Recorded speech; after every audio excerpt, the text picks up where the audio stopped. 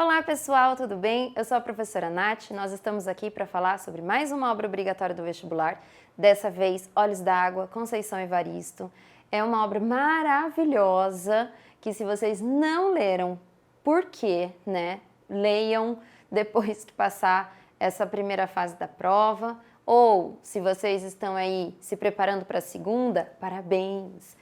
Leiam também o que vocês puderem, porque é uma leitura bonita, realmente vale muito a pena, certo?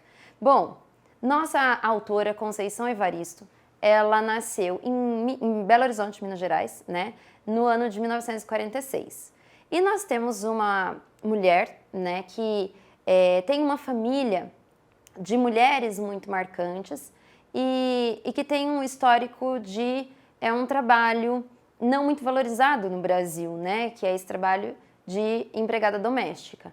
Ela segue essa, né, dinâmica da família, de certa maneira, para conseguir estudar e ajudar em casa. E quando ela se muda para o Rio de Janeiro, ela consegue se formar em letras, né, na Universidade Federal do Rio de Janeiro. Depois ela faz pós-graduação, enfim, a mulher é um estouro, ela está maravilhosamente bem amparada por aquilo que se valoriza muito no Brasil, que é o estudo formal. E, assim, dizendo pela minha experiência, divino, maravilhoso. Adorei o curso, adorei o contato com o ensino superior. Vocês estarão lá em breve, certo? Bom, sendo assim, o que é que nós temos nessa obra bastante interessante? Coloquei alguns tópicos aqui para a gente poder lembrar, né, e abordar coisas que são realmente muito importantes aí nessa questão. É uma obra lançada em 2014, ou seja, faz muito pouco tempo. Ai, professora, pelo amor de Deus, ano que vem já tem 10 anos, né, de lançamento dessa obra. Sim, mas vamos e convenhamos, né? Nós temos também na leitura da Unicamp a Carta de Achamento do Brasil, 1500. Então, 2014 é ontem, né? É uma obra realmente muito nova. E isso é muito interessante porque nós estamos trabalhando com uma literatura contemporânea, né? Talvez vocês encontrem com o termo de pós-moderna. Tá tudo bem também, né? Mas é uma literatura do agora, esse é o ponto. Conceição Evaristo está viva, está escrevendo, está palestrando, enfim, está aí, né, agraciando o mundo com a sua existência. Bom, que mais? As principais temáticas são discriminação racial, discriminação de gênero e discriminação de classe. E aí tem uma coisa que a gente precisa olhar para. A Conceição Evaristo é uma mulher negra, vem de uma família de mulheres negras e, portanto, ela tem um lugar de fala, porque além de ser negra, né, de já ter essa característica muito bonita, inclusive, mas que significa muito no nosso país, ela vem da periferia, né? Ela nasceu em uma favela em Belo Horizonte. Então, ela tem também essa vivência da periferia, né? Então, além dessa vivência negra, ela tem a vivência da periferia. E isso tudo vai dar para ela subsídio, mas um subsídio muito bom, né, para ela conseguir compor essas narrativas que são realmente muito boas. E aí a gente lembra, né, de um conceito muito discutido, inclusive não é um conceito de muito tempo, né, é um conceito novo, que é o de lugar de fala, né? Então a gente entende que a Conceição Evaristo, ela tem esse lugar de fala. Ela consegue falar com propriedade da periferia, né, dessa vivência da negritude no Brasil, porque isso tudo faz parte da experiência da vida dela, né? Essa composição de mulheres, personagens, faz parte da dinâmica da vida dela, que vem também de um clã bastante feminino. Então, a gente está trabalhando com uma autora, galera, que entende o que está falando, né? Que tem essa noção do que está falando. E é justamente por ela estar nesse lugar de fala que a gente tem uma abordagem muito interessante das temáticas e que gera incômodo. Eu li várias coisas dela, né, recentemente, e tem uma fala dela que me chamou muito a atenção, que é justamente essa ideia de que as narrativas dela não são para fazer ninar, né, para trazer o sono da casa grande, é pelo contrário. Ela quer tirar as pessoas da casa grande desse sono injusto. Porque quando a gente faz um monte de coisa o dia todo, né, que a gente teve uma rotina muito cansativa naquele dia, a gente deita para dormir, né, e tem aquela ideia de finalmente o sono dos justos, né, então eu realmente mereci esse momento de descanso. E ela está trazendo justamente a inversão dos papéis, né, a inversão dos lugares e das circunstâncias. Então, são narrativas que não têm essa função de agradar, de acalentar. E isso é muito importante a gente perceber, porque é uma mulher negra falando. Ela não está querendo trazer conforto para quem está lendo, principalmente para quem não compartilha dessa realidade que ela está mostrando nas suas narrativas, certo? Então ela tem essa realmente ideia, consciência, intenção de fazer uma história que seja um tanto incômoda, pelo menos, né? Então, o que os alunos disseram para mim muitas vezes foi: nossa, professora, mas eu senti vontade de chorar lendo esse livro muitas vezes, né? Outros falaram: nossa, mas me deu uma coisa, assim, uma angústia. Mas por quê? Porque a gente está falando de narrativas com esse peso, né? Narrativas que vêm de um lugar diferente, e isso é interessante, certo? Então, essa temática vai ser bastante recorrente e, de certo modo, ela entende ali o que ela tá trazendo.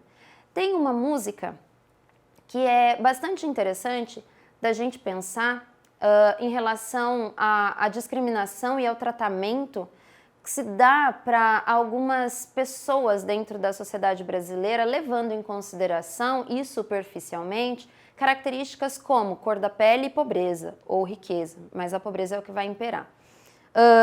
Tem uma música chamada Haiti, do Caetano Veloso, que ele traz mais ou menos essa ideia, né, de que pessoas brancas, pobres, são tratadas como pretos. Por quê? Porque o negro, né, na história do país, tem esse tratamento de escravo e, portanto, sempre bastante violento, discriminatório, preconceituoso, excludente, né? Então, às vezes, você não precisa ter a pele retinta, né, uma pele escura, e aí a gente entende que algumas classificações, né, sociais vão fazer com que o seu tratamento não seja muito positivo, assim como o do outro. Então, a classe social muitas vezes vai trazer essa questão. Em alguns contos a gente consegue observar algumas nuances em relação a isso, tudo bem? Então, a gente já fica um pouco de antena em pé, né? Bom, escrevivência. A Conceição Evaristo, ela vai falar muito sobre essa questão da escrevivência, né? Ela sempre cita isso, é um termo que ela cunhou, né? Um neologismo criado por ela, a partir daquilo que ela entende como sendo a sua experiência na literatura e na vida, né? Então, a partir do momento que ela entendeu a sua dinâmica de vida, que ela conseguiu, né, as ferramentas de que ela precisava para começar a escrever, então ela traz essas possibilidades aí de construção de narrativa a partir daquilo que ela vê e que ela sente.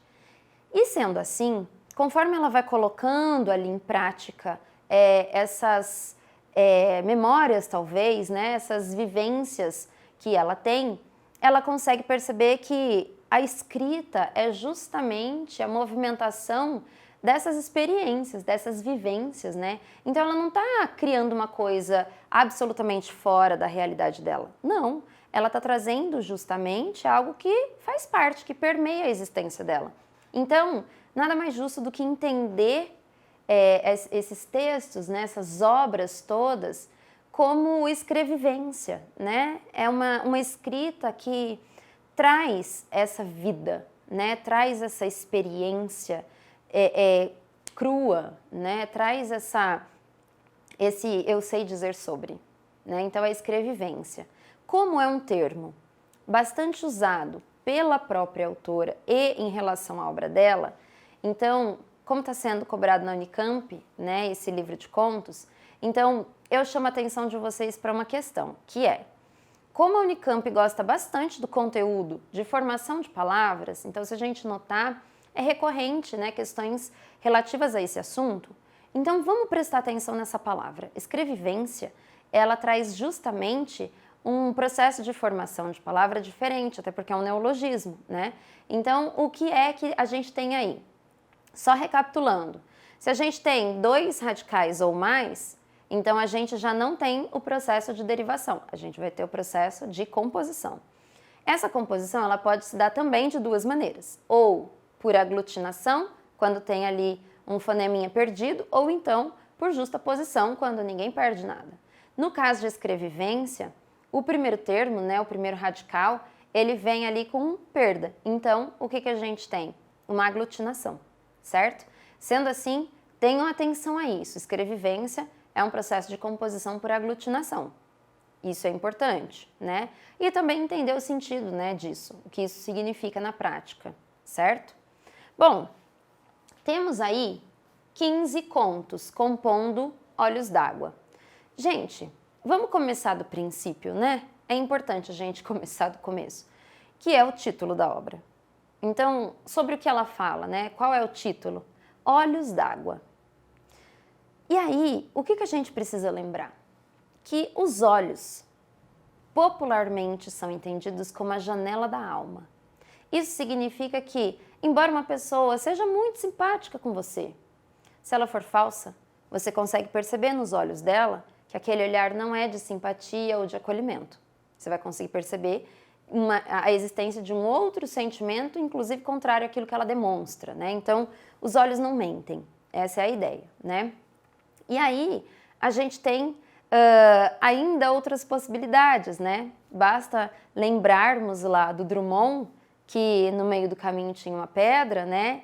E que a memória das minhas retinas tão fatigadas jamais se esquecerão desse acontecimento, que no meio do caminho tinha uma pedra.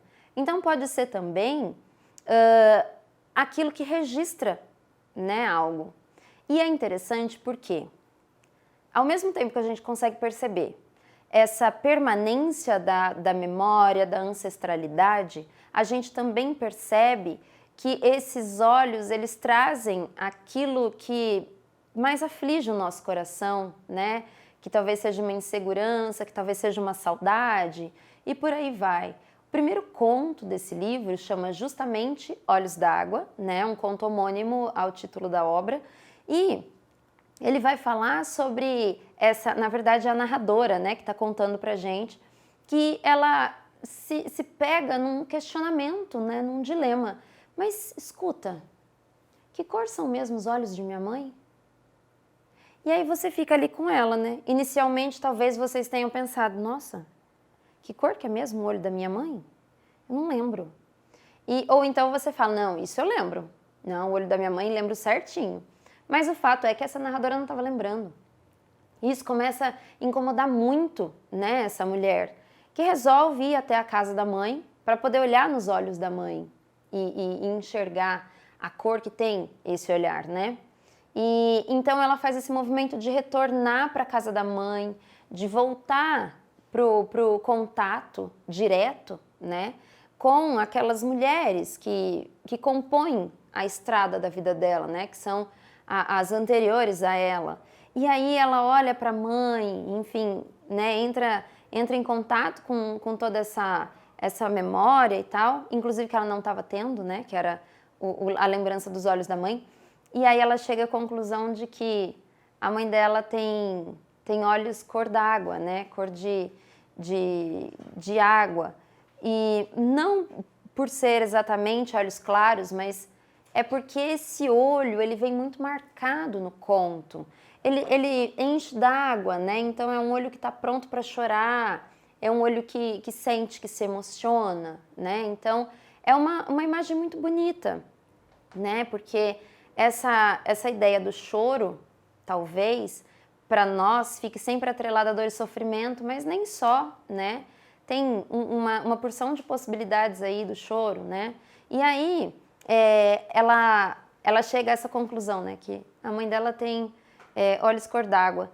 E aí quando ela imagina que não, a filha faz esse questionamento para ela, né? Mãe, mas seus olhos são de que cor? E aí ela entende que as coisas estão, não sei se a gente pode dizer se encaixando, né? Mas elas estão acontecendo segundo aquilo que se espera. até certo ponto, né?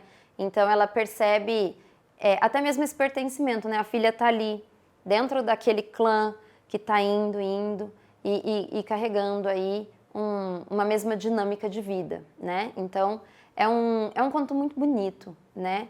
E muito profundo também.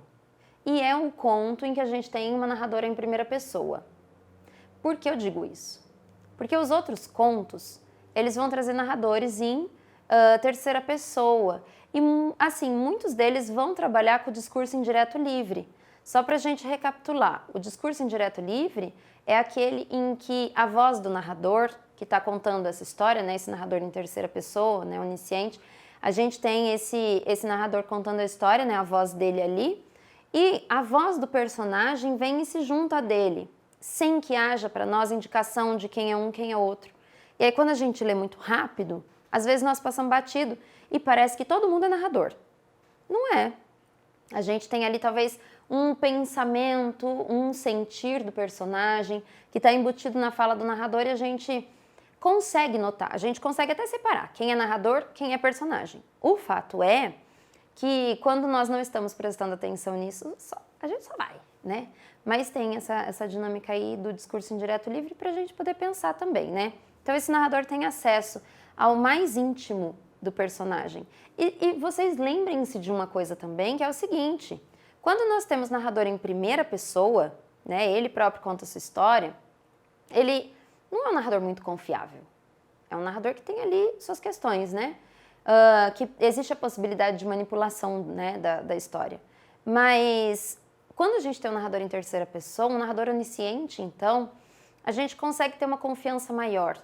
E a ideia aqui, no livro, não é de criar dúvidas, né? Não é de criar essa relação um pouco estremecida, não, é realmente de criar confiança e fazer com que você visite um espaço tão falado, né, na sociedade, mas que você vai ver de um ponto de vista um pouco diferente, né? Então, por exemplo, quando a gente vê o segundo conto lá, Ana da Venga, é um conto de uma história que a gente talvez não espere, né? A gente não espera nada daquilo. E acontece, né? Uma mulher legal, bacana, que ama, uma mulher verdadeira, né? Que se envolve com um homem que não é um homem tão correto assim, né? E na aflição do que está acontecendo, na verdade, ela está tendo a primeira festa de aniversário da vida dela, né? Já aos 27 anos. E aí ela fica felicíssima, né, de estar ali com aquelas pessoas, de comemorar o aniversário, e que maravilha e tal. E quando ela se recolhe, né, no íntimo ali da vivência desse casal, né, quando eles estão ali juntos, manifestando o seu amor, a polícia invade e mata os dois. Aliás, os três, porque Ana estava grávida, né, ainda de pouquinho tempo, mas estava grávida. E morreu todo mundo. Né? Não sobrou nada. E aí a gente percebe que não temos uma narrativa de incriminatória. Né? A gente não tem uma narrativa incriminatória. Nós não temos uma narrativa que vai olhar com pena. A gente tem uma narrativa diferente, né? Ela busca um espaço não muito transitado, né, por narradores outros. E isso é interessante, né? A gente está diante de uma voz forte, de uma voz que se mostra, de uma voz até certo ponto rígida, né? Que não tem uma dinâmica muito de amorzinho, assim. É uma voz que traz a verdade.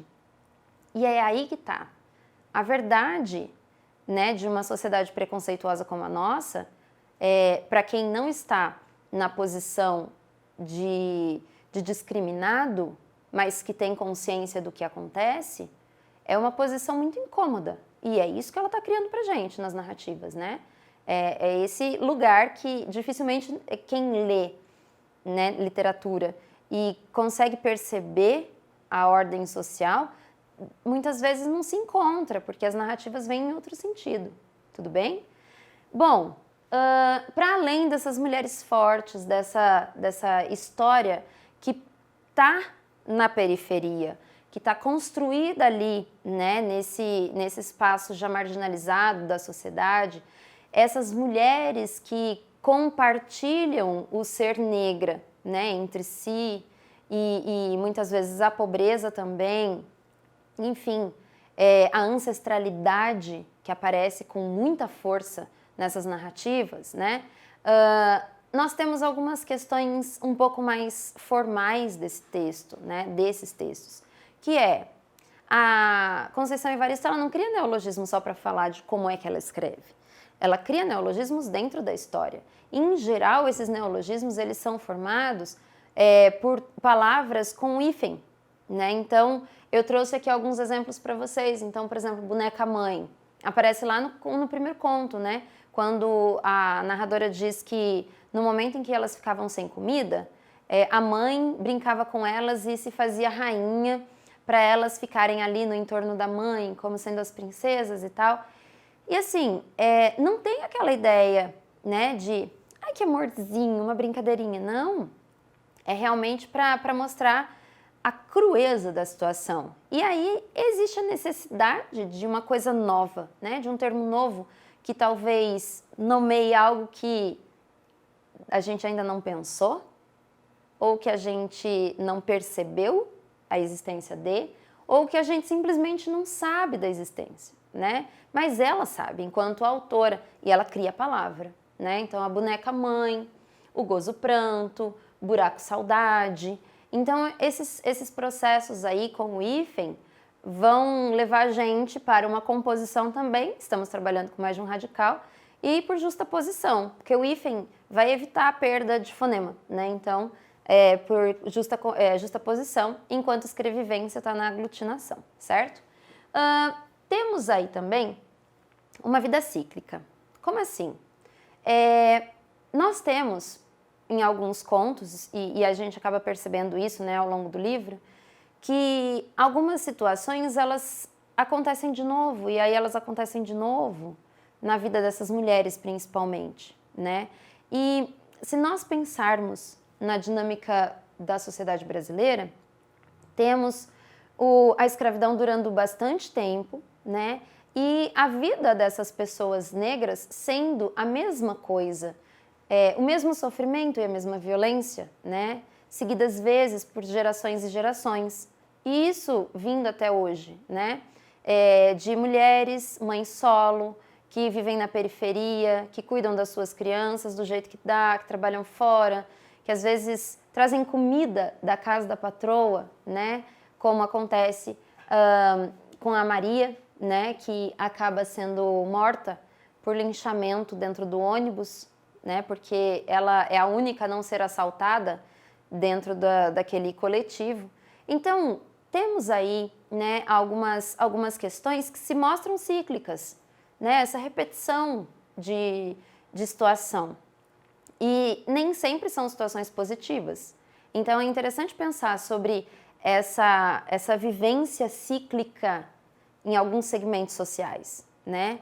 Então, não olhar do ponto de vista naturalista, mas olhar de um ponto de vista mais real, né? Mais consciente, talvez. Então, isso vai aparecer na obra. As notícias. Em alguns contos, a gente vai perceber a notícia falando do grande acontecimento do conto. E essas notícias, elas vêm com um discurso da mídia dominante. Então, quando a gente tem a morte de alguém que está envolvido, né, com o crime, então vai ser uma notícia que vai ter essa queda, digamos assim, para um lado mais positivo. Então, olha, né, ele era um bandido, muito temido e tal, muito perigoso, mas morreu. Ou então a gente tem um tratamento que a mídia escolhe dar para algumas figuras, né? Para trazer elas para um pouco mais de humanidade, talvez, né? Mas é seletivo. Então, a filha do pastor foi encontrada morta, com a Bíblia ao lado. Era uma jovem tão boa, né? Que ia lá no presídio, ela ia fazer oração para os presos, né? E ela foi brutalmente assassinada. Mas a história real não é exatamente só essa. Tem mais coisa, mas isso é ocultado ali para que a gente crie uma visão, né, dentro dessa notícia. E é interessante porque esse tipo de visão e esse tipo de linguagem, ele só vem na notícia. O que é o conto em si tá nesse espaço que eu falei para vocês de criar o incômodo, né? Então são narrativas extremamente ricas, são narrativas que exigem de vocês, né, leitores e candidatos, uma atenção. Então, na hora de trabalhar com ele, leiam bem, lembrem-se de que história se trata e tenham em mente essa postura da Conceição Evaristo, né? Uma postura tão consciente, né? Uma mulher de tanta força, né? Que escreve lindamente, maravilhosamente, e ela consegue executar essa maravilha da literatura, né? Que é transformar situações não tão boas assim em textos divinos, né? E ela faz isso. Então, eu espero mesmo que vocês tenham tido uma boa experiência com essa leitura e que vocês consigam perceber essas nuances e que, claro, né, vocês façam uma excelente prova. Tudo bem? Então, gente, eu fico por aqui. Eu espero que vocês tenham curtido. Aliás, curte o vídeo aí, né? Se inscrevam no canal e vamos que ainda tem bastante coisa nova para aparecer por aqui, tá bom? Até!